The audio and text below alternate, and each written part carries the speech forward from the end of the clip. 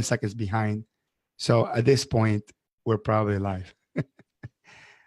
Welcome, everybody, to Art of Advisory. My name is Hector Garcia from Quick Bookkeeping, and I'm joined by my co-host, Kirk Bowman. And pricing has been the single most significant skill I learned as an accounting professional late in the game.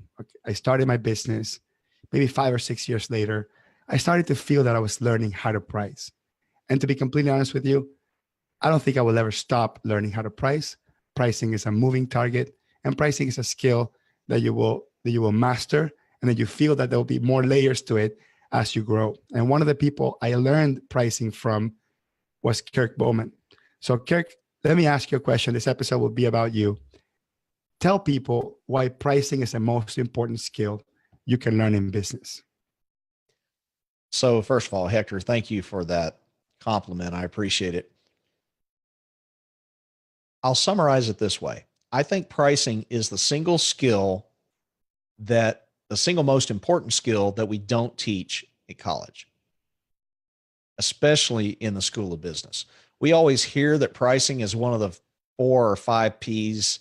Typically it comes up in a marketing course, but we never understand how important pricing is to the success of our business, and more importantly, to the success of the customer.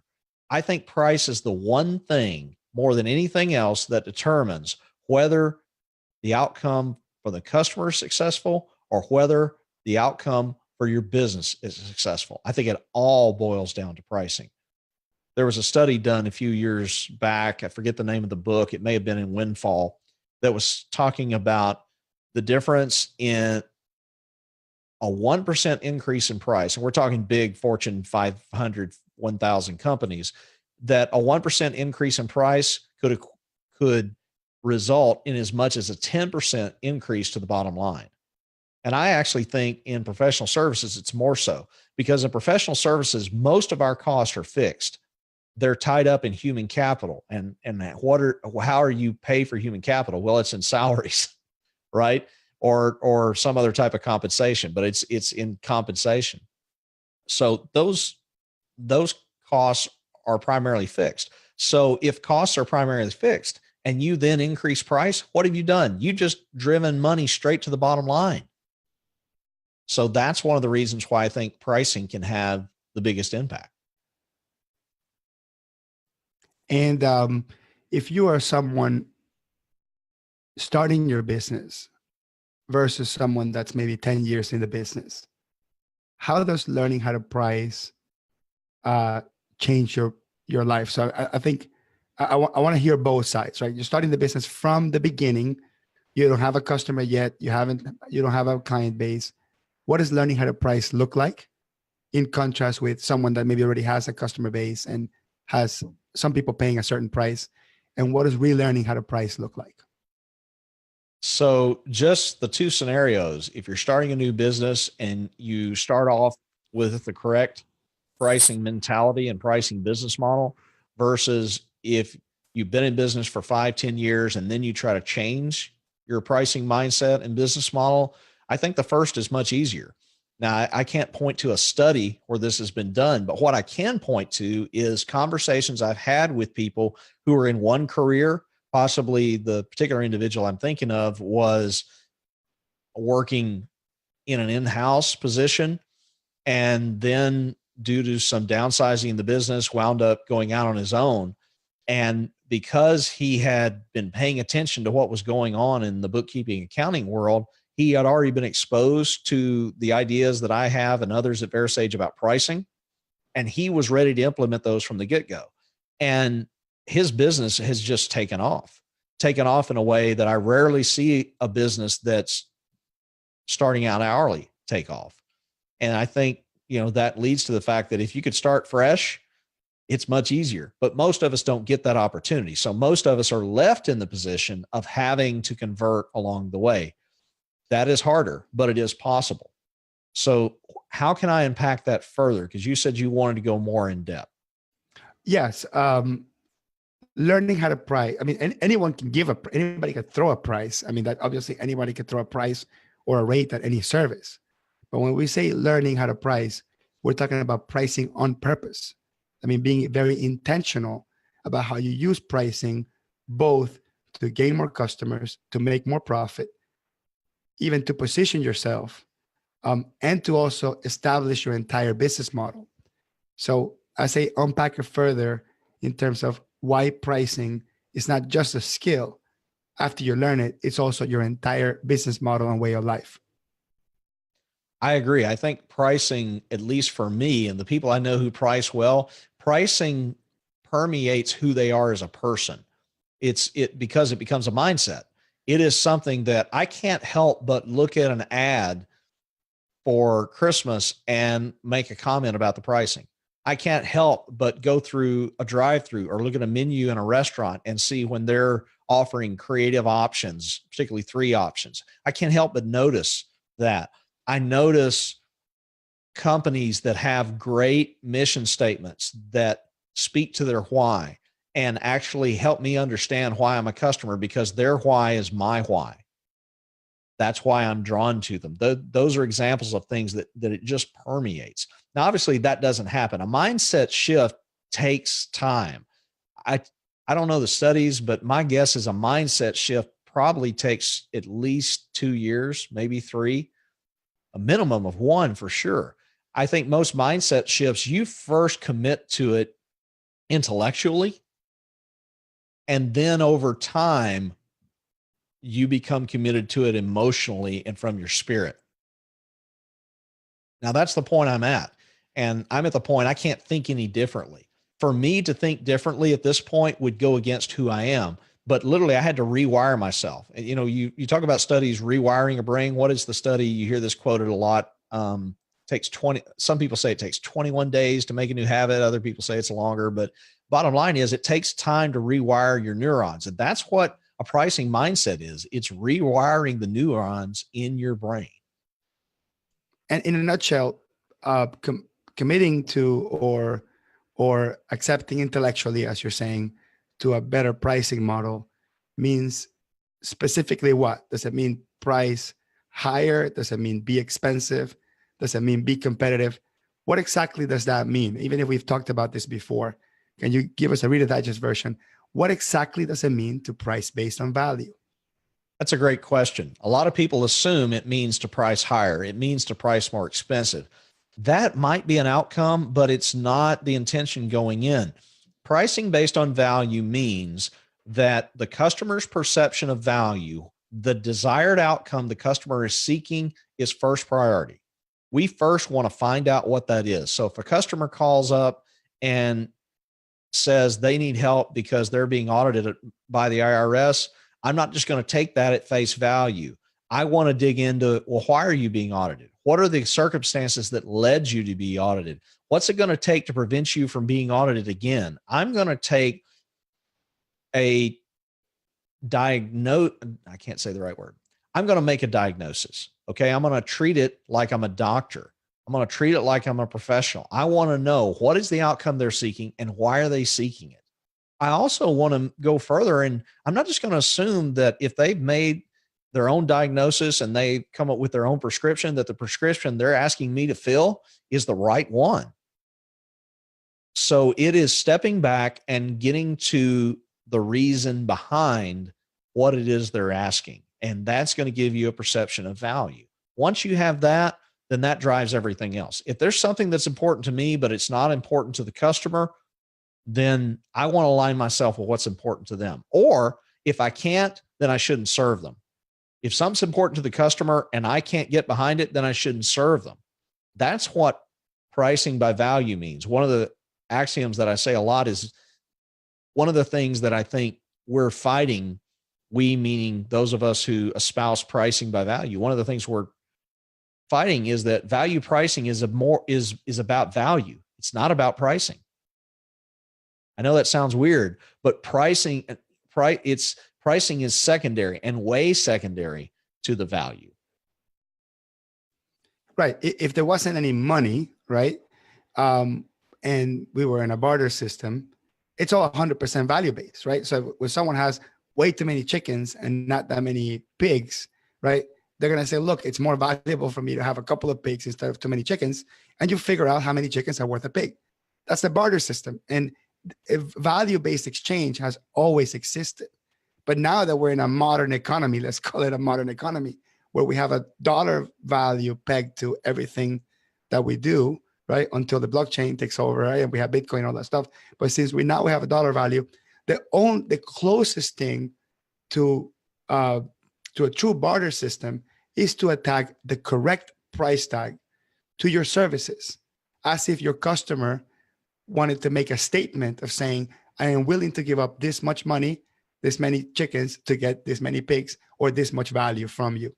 So I think that's really what it equates to. It's not about the price or the dollar value. It's about the value being exchanged. So Kirk, let me ask you a last question here. One of the counter arguments that I get a lot is, look, I currently price based on hour. My clients are happy and I deliver outcome or results. I don't need to change my pricing model. What is your answer to that?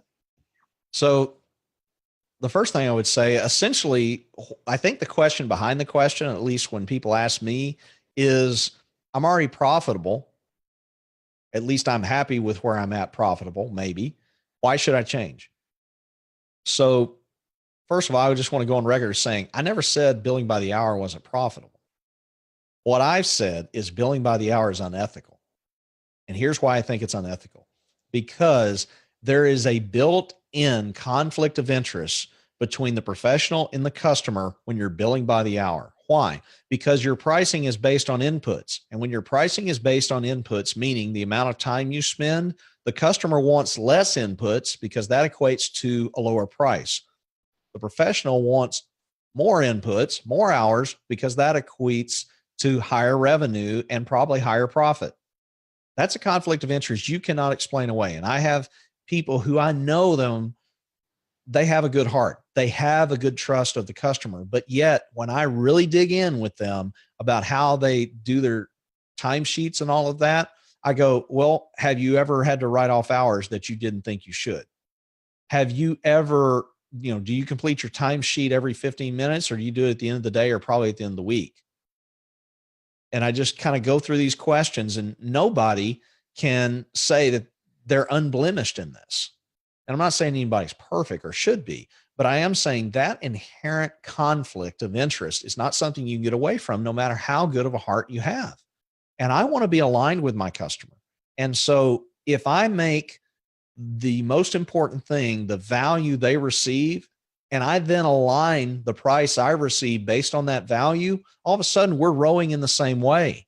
Imagine a rowboat and you've got two oars. In order for that boat to move forward in the water, both oars have to come out of the water and go back in sync in the right direction. If one oar is going one way and one oar is going the other, what's going to happen? The boat's going to spin in a circle and you're not going to get anywhere.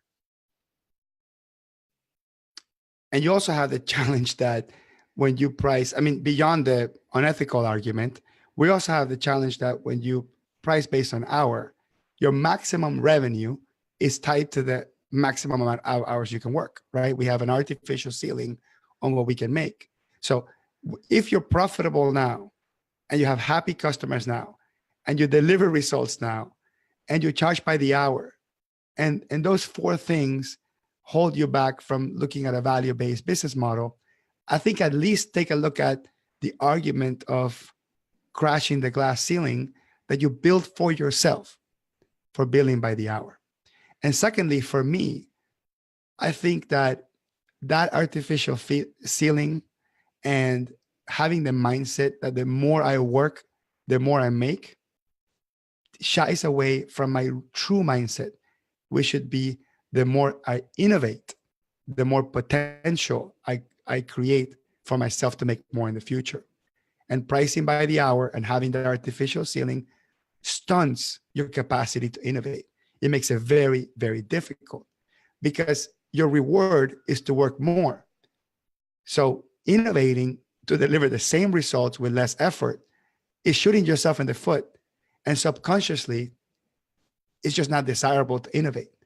So I believe when you can deliver the same amount of contentment and happiness and loyalty from your customers, same results, and essentially the customer pays the same, but giving you now the open leadway to innovate and disrupt yourself and your industry. You create sustainability for the future. The best example is Uber.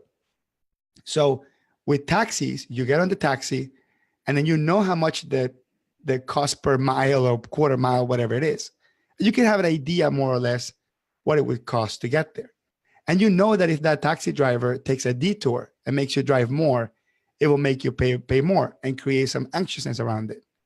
And with Uber, you turn the app on, you tell them what the outcome is. The outcome is take me from point A to point B, and here's the price. As long as you get there alive, right? Doesn't matter which route you take, you will pay that price. And Uber has taught the world that even in transportation, with all the moving parts like traffic, like roadblocks, like construction, equating to the accounting industry, right? Change orders, unprecedented issues, messy books, whatever happens to be.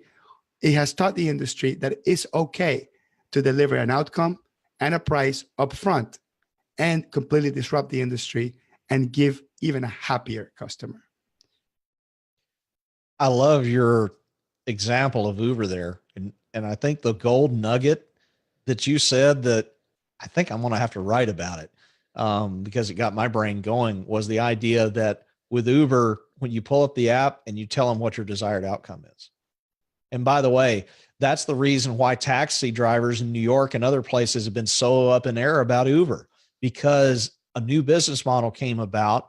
And by the way, new business models typically come with new ways of pricing. And that new business model leaped over all the bad stuff about taxis, right? Taxis, it was essentially a by the hour, but we even measure it by the minute. I have taken taxis and I'm literally sitting in the back watching the meter, consternation welling up within me because we're stuck in a traffic jam. And guess what? The taxi driver didn't care that we were stuck because the taxi driver's making more money. And guess what? In that business model, the risk was put onto me, the customer. And that's a bad business model. If your business model is based on transferring risk from you to the customer or you assuming no risk, I'm sorry, that's a bad business model. So Hector, we've spent about a half hour talking about pricing. As you can see, something I have a lot of passion for. If somebody's listening to this and they're going, I want more, what opportunities do they have? Right. I just have one more thing because you added risk transference, and that's going to be a whole slew of episodes by itself because that is such a big topic and it's hard to end it there. But you're absolutely right. Risk transference is at the heart of pricing and guaranteeing and the client getting what they want and knowing what they want and what they're paying for up front. But on last week's episode, we talked about positioning and we dig pretty deep in why positioning is so important. Today, we talked about pricing and we went pretty in depth. Even in 30 minutes, I think you've given us so much good information on why is it so important to learn pricing. And the third leg of this tripod is innovation, which I hinted at earlier. I believe if you got all those three things put in place, you can really be an alternative accounting practice. You can have an alternative business model that makes the competition envious of you and also makes the customer feel that you have an absolute monopoly on the market on the way you do things. So you want to learn how to position yourself, how to price correctly, and how to innovate, or at least a framework for innovating once we have positioning and pricing put together. Consider joining our Alt Accountant program, altaccountant.com, 6-week program starting the end of January through the beginning of March. You're going to have 6 projects altogether. More or less, they're going to be on pricing, positioning, and innovation. Those 6 projects will force you to learn about the topics, and it will also force you to develop your ideas around the topic, which will give you higher learnings for you to be able to adapt it, redesign your business model, and have the business that is both profitable and gives you total satisfaction as a professional. So Kirk, with that, I'll let you be, and I'll see you next week. And we'll have an episode on Christmas being released. But if you don't hear it on Christmas, Merry Christmas to you and everybody else. Merry Christmas, everyone.